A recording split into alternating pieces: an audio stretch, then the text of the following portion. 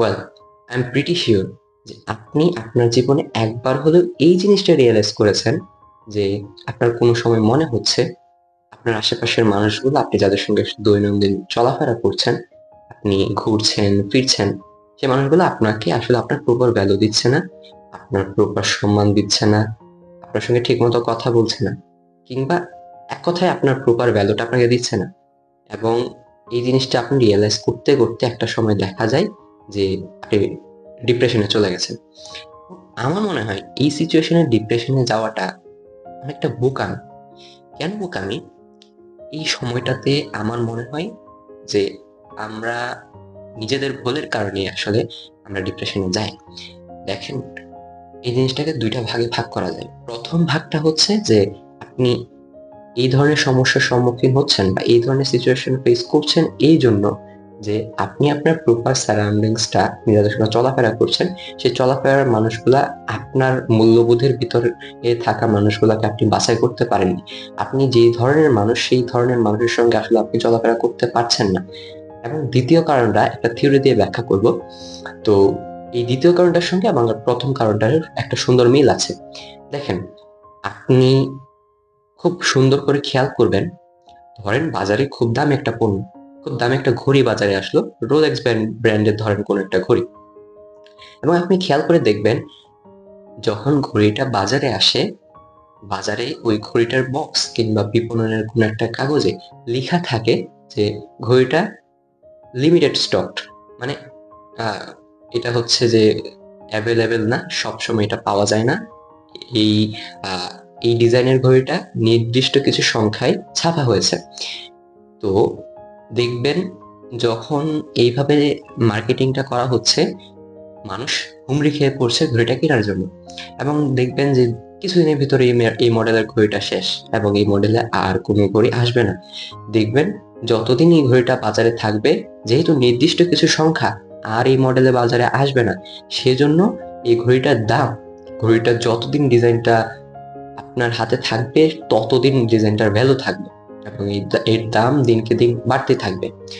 এবং অন্যদিকে খেয়াল করবেন, যদি ঘড়িটার গায়ে এই লিমিটেড স্টক কথাটা লেখা না থাকতো, যদি লেখা থাকতো আনলিমিটেড, তাহলে দেখবেন যে আপনি নিজে, যখন আপনার হাতে হয়তো টাকা আছে, বাট আপনি দেখবেন যখন আপনি এটার বিপণনের কাগজটা দেখবেন যে মার্কেটিং করা হচ্ছে যে ঘড়িটা আনলিমিটেড স্টকে আছে, আপনি কিনবেন কিনা, আপনি চিন্তা করবেন যে এটা বাজারে যেহেতু আছে, এখন কিনে লাভ কি, কিছুদিন পরেই কিনি, দেখি অন্য কোনো মডেল বের হয় কিনা। দেখেন, এই যে অ্যাভেলেবল আর আনএভেলেবল, এই দুইটা জিনিসের যে গুরুত্ব, আপনি কিন্তু এই একটা উদাহরণ দিয়ে আপনি কিন্তু রিয়েলাইজ করা সম্ভব যে অ্যাভেলেবল এই জন্য আপনি চিন্তা করছেন আপনি পরে কিনি, আর যখন আনএভেলেবল বা মানে আনলিমিটেড না, এটা লিমিটেড স্টকে আছে, আপনি তখন চিন্তা করছেন যে না, এটা আমাকে কিনতে হবে, এটা শেষ হয়ে যাবে। এই যে গুরুত্বটা, এই গুরুত্বটার সঙ্গে ঠিক আপনার আপনার যে সারাউন্ডিংস আছে, আপনার চলাফেরার মানুষজন আছে, সেই মানুষজনের আচরণের দিকটারও মিল আছে। কিভাবে? ধরেন, আপনি সবসময় আপনি যাদের সঙ্গে চলাফেরা করছেন, সেই মানুষগুলোকে আপনি সবসময় সময় দিচ্ছেন, আপনি সবসময় তাদের সঙ্গে ঘোরাফেরা করছেন, তাদের যেই গুরুত্বটা, তারা আপনাকে যে গুরুত্বটা দিবে।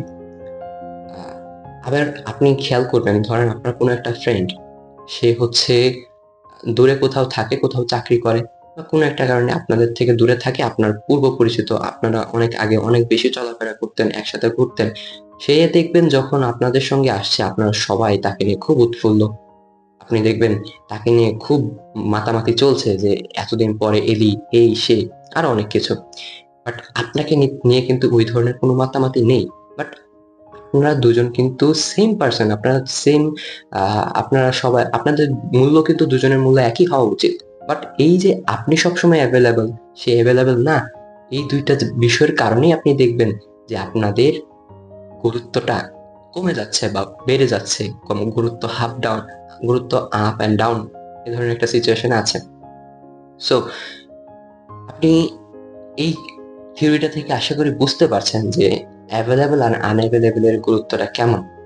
বাট আমরা যদি আমাদের সারাউন্ডিংস গুলাকে ওইভাবে বাছাই করতে পারতাম, যারা আসলে ওই ধরনের তফাৎ করে না কখনো, আপনি অ্যাভেলেবেল আছেন কিনা না আনঅ্যাভেলেবেল আছেন কিনা। মানুষের মেন্টালিটির একটা বিষয় আছে, মেন্টালিটি এটা কখনো যাবে না, মেন্টালিটির বিষয়গুলো আসলে ওইভাবে সরানো সম্ভব না। বাট আপনি যদি ওই ধরনের মেন্টালিটির হন, আপনার এবং আপনার সারাউন্ডিংস গুলো যদি ওই ধরনের মেন্টালিটির হয়, তাহলে এটা দিন শেষে আপনারই বোকামি। এবং এখানে আপনি আরেকটা বিষয়, এটা হচ্ছে কি বলে যে বিশেষ দ্রষ্টব্য। কেন বিশেষ দ্রষ্টব্য? আমার এই কথা শুনে হয়তো অনেকে ভাবতে পারেন, যাদের অনেকে চিন্তা করেন যে ফ্যামিলির কাছে আপনার গুরুত্ব নেই, আপনারা হয়তো কোনো কারণে ফ্যামিলির মানুষজনকে সময় দেওয়া কমায় দিতে পারেন। বাট এটা আরো বড় বোকামি। কেন বোকামি?